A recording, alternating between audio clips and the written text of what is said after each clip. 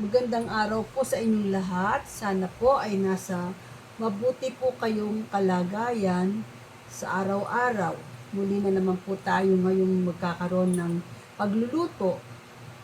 Sana po maibigan ninyo itong aking lulutuin at sana rin po ito ay inyong magawa in the future. Ito po ay napaka ganda sa ating katawan dahil ito po ay dinengdeng na may own version pero Ilocano style po siya dahil meron po siyang bagoong. So ito po ay healthy food para po sa ating pamilya at siya po ay hindi masyadong magastos o hindi masyadong mahal dahil po nandun na po lahat ang nutrients ng ating pagkain. So ito po ay maganda sa ating pamilya. Sana po ay panoorin po ninyo ang aking iluluto ngayong araw na ito. Dinengdeng Ilocano style po. Pero sa aking version po ito. Salamat po. Ngayon po, naririto ang ating mga ingredients. Meron po tayong galunggong. Ito po ay isasahog natin yung iba. Maybe 3 piraso lang po ang isasahog natin sa ating gulay. Tapos po, pag na-prito na po siya, igigisa po natin sa bawang, sibuyas at kamatis at nilagyan ko rin po siya ng mais para may konting twist po. Tapos ito po yung ating spinach o kulitis sa Ilocano. Meron po tayong talong, kalabasa, at saka ito po yung mais na ginadgad ko kanina. Ito po yung mais, ginadgad ko na po siya. So, umpisahan po natin sa pag-prito ng isda. Lagyan natin ng konting asin ang mga isda, pero wag naman po masyadong maalat para hindi naman po maapektuhan ng ating kalusugan. Konti lang naman ang ilalagay natin. Ipiprito po muna natin ang isda. Yan po ang magiging sahog natin sa ating dinengdeng na spinach. Okay po, magpiprito po tayo ng isda, galunggong.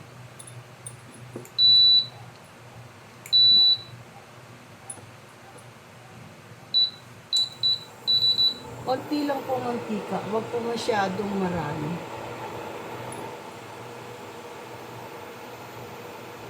Okay.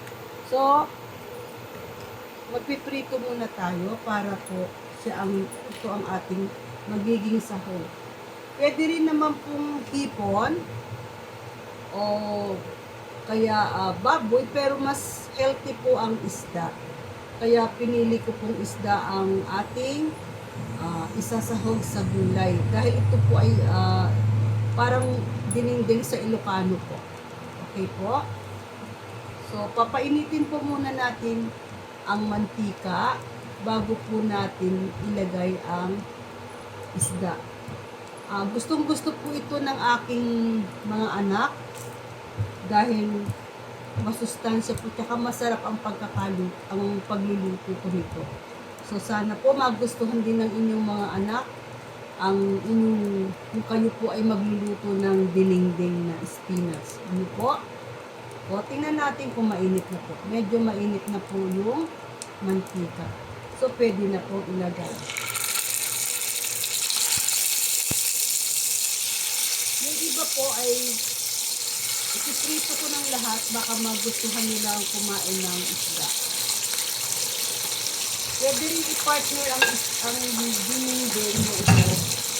Piritong isda rin po ang ipapartner natin para mas healthy po ang ating pagkain.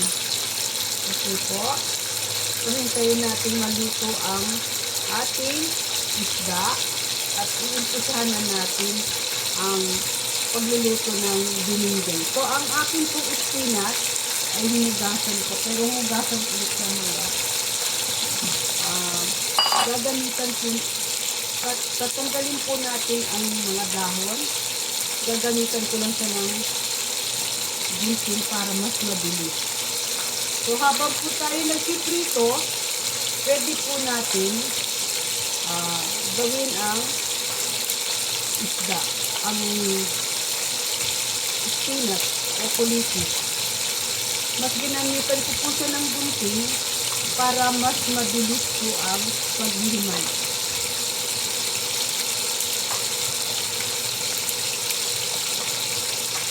Habang nag-iprito tayo, pwede natin itong gawin para hindi tayo nagsasayang ng oras.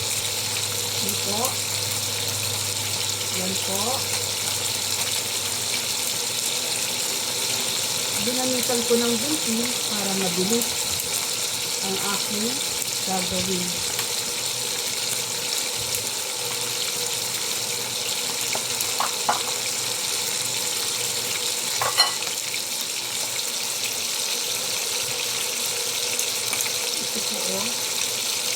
Nilugupit ko siya para mas mabilis ang trabaho. Dahil sa pagluluto, dapat meron din tayong technique para hindi maubos yung oras natin. Hindi tayo magahol sa oras ng ating preparation sa pagluluto ng ating meal. Ano po? Yan. Nilugupin ko siya para mabilis. Yan. Para habang nagsiprito, ito po ating ginagawa. Pwede naman gamitan ng kamay, kaya lang makabilis ang gunting.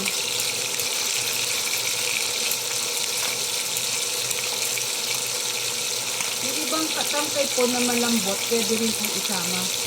Pagka nagugupit po kayo. Pagka matigas yun na po isama. Pero ito po, malambot po yung dulo. Yung iba, kaya sinasama ko po. Dahil dagdag sustansya rin po ito sa ating lulutuin.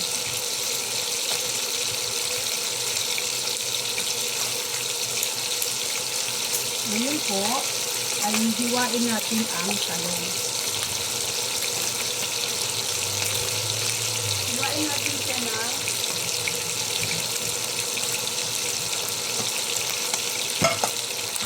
pahaba.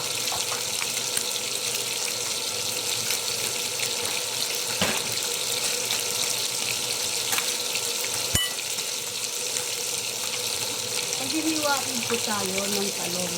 Ito po hahaluan natin ang talong ng ating dininding. Pahaba ko ang hiwa. Ganyan lang po. Ganyan lang. Pwede dalawa lang. Pag dadalawahin lang, hahatiin sa gitna. Yan po hahatiin lang ng dalawa. Tapos po yung ilagyan ko rin siya ng kalabasa. Ngayon po, maaari pong check na natin yung ating isda. Baka siya ay luto na. Yan, medyo tostado po, masarap. Yan. Yan, malapit pong maluto. Naluto na rin po siya ng ayan, luto na po ang ating isda. Binaligtad po. Pabalik ka rin.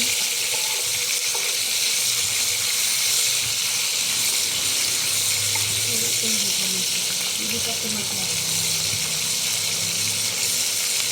So, ngayon po ang hiwa, meron pong kaunting kalabasa. Ninatira ako noong nakaraang pagluluto ko ng pakbet.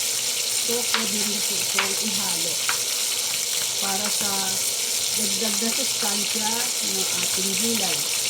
So, kahit konti lang po pwede. Yan po.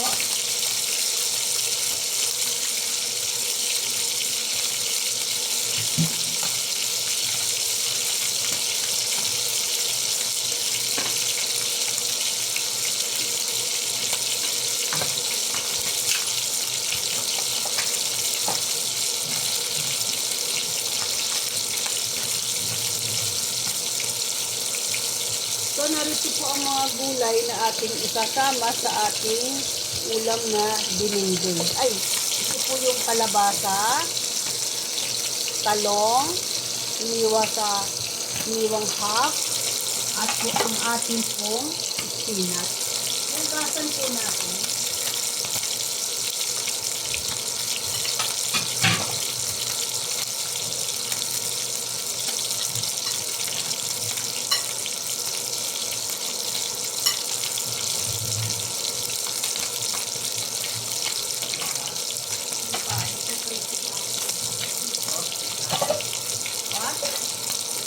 Oh, ano yan? Ano yung ginenta mo?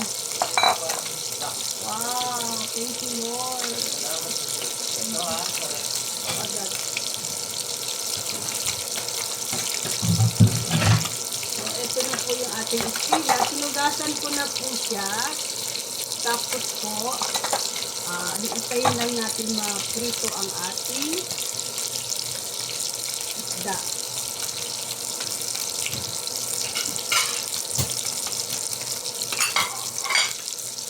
Pag na-prito na po siya, pwede na pong hanguin. Ayan. Pwede na pong hanguin. Ayan. Ito na ang ating isda. Huwag nang masyadong matigas. Ayan. Ito na. Ito, nagdagdan natin ng pagluto para konting tostado lang. Ayan. Tatlo lang po ang ilalagay kong isda. Dahil yung iba po, kakainin natin ng prito. Pwede partneran po ng prito ang ating ulam. Ito, para healthy.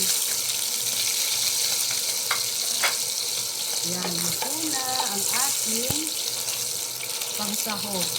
Yan, pwede na po ahunin. So, ngayon po, tayo magigisa na ng ito na po. Okay? Gagamitan natin siya ng mas malaking kawali. Yung mantika po nating pinangprito, yun po ang ating gagamitin.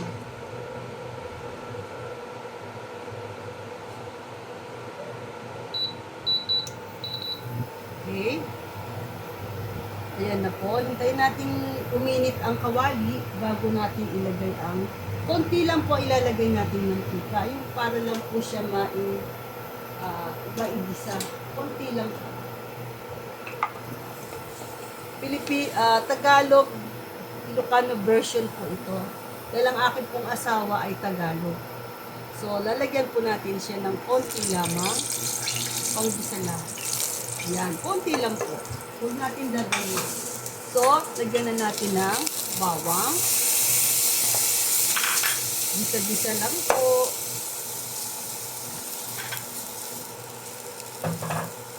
Ayan po. Gisa natin. Gisa-gisa. Tapos po, kahit na hindi na basta na may aroma na po siya, yung ating bawang, pwede nang isunod ang sibuyas. Okay.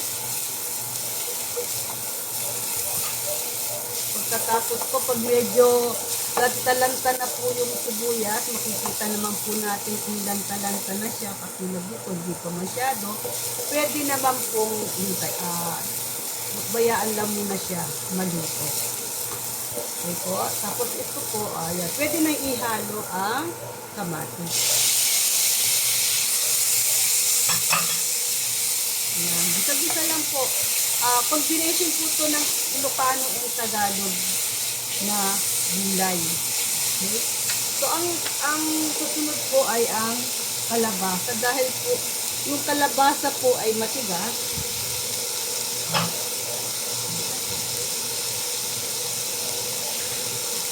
Dahil ang kalabasa po ay matigas, uunahin po natin siyang ilagay.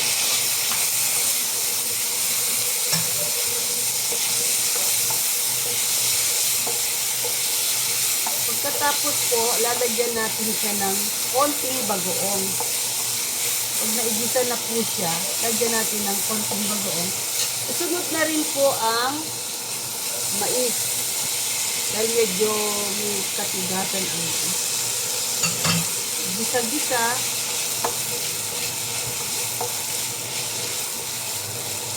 Lagyan natin ng bagoong. Kung wala po kayong bagoong, pwede naman po ang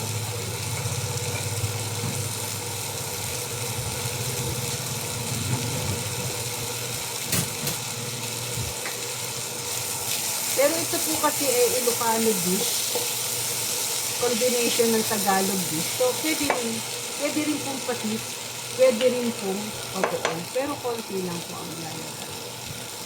Yan. Konti lang po. Baka naman po kasi umalat. Okay. Yan. Bisa-bisa lang po. Haluin lang natin para hindi po siya masunog. Ngayon po lalagyan natin siya ng tubig.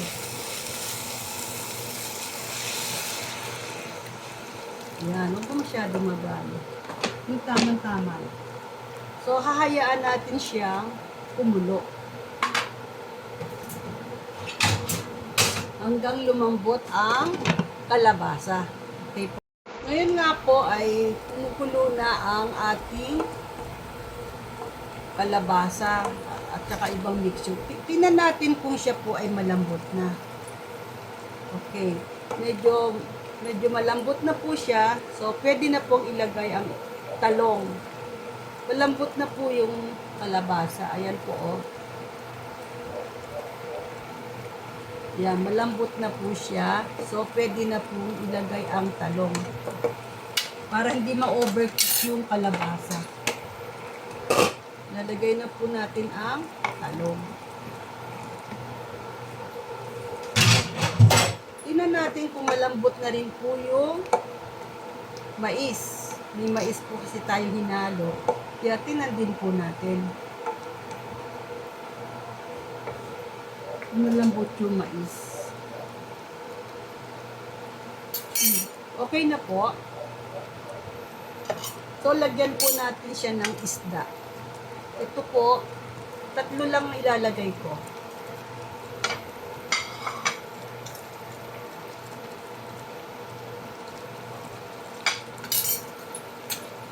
Tikman po natin kung tama yung alat. Kulang pa po siya, pwedeng lagyan ng patis.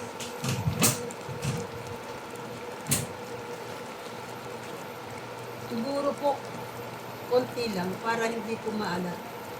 Mga ganyan lang po ang patis. Konti lang po, baka umalat. Kung ayaw nyo po ng patis, pwede na rin po ang bagoong or asin po.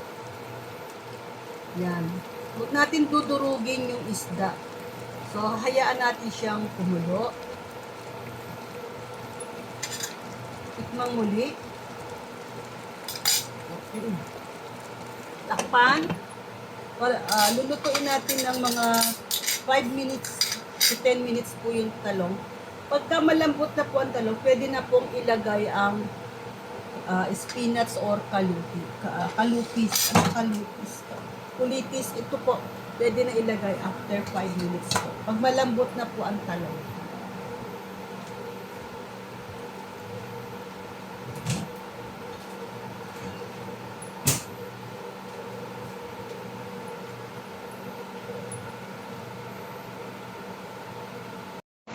Ngayon po ay malambot na po ang talong. Luto na po yung talong. Pwede na pong ihulog ang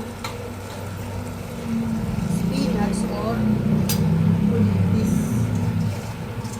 Tawag po nila dito sa Ilocano kulitis, pero ang tawag po ng karamihan dito ay spinach.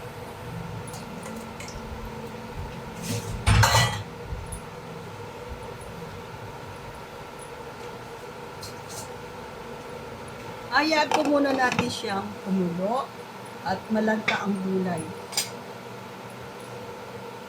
Pagkalanta na po yung gulay, haluin po natin siya. Pagkatapos po ay tikman na natin. Huwag po natin i-overcook ang gulay dahil mawawala po ang nutrients ng gulay. Ito po. Hintayin natin siya mga 3 to 5 minutes po.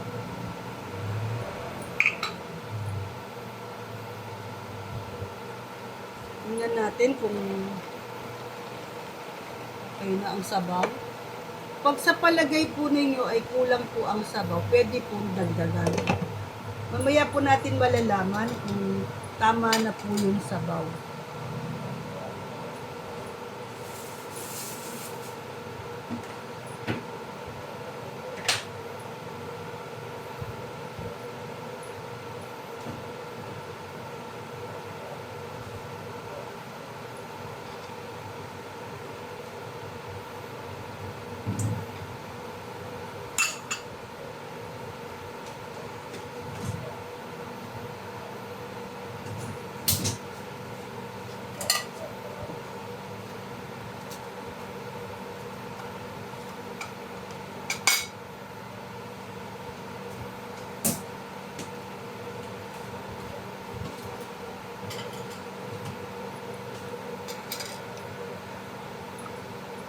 Okay po, medyo may amoy na po yung gulay ng spinach. So, tinan po natin kung siya po ay luto na. Yung talong po ay luto na yon. Ayan po. So, titikman natin wag po masyado over, titikman natin kung tama po ang lasa ng ating dinengdeng. Dadagdagan po natin siya ng konting sabaw dahil po natuyo na po siya. Siguro po mga kalahating konsuelo lang po ang ilalagay. Yan. Ngayon po, titikman natin siya. Halu-haluin lang ng konti. Huwag overcook po ang gulay dahil hindi po masarap. Haluin lang. Tikman natin kung tama po ang alat.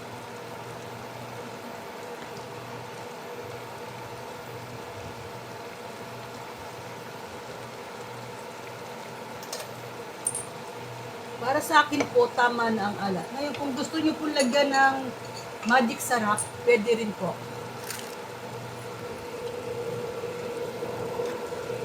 Lagyan natin ng konting magic sarap. Konti lang.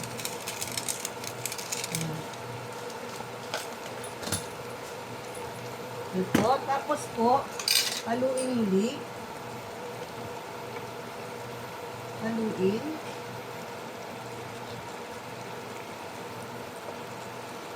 Ayan. Malapit na. Tikman.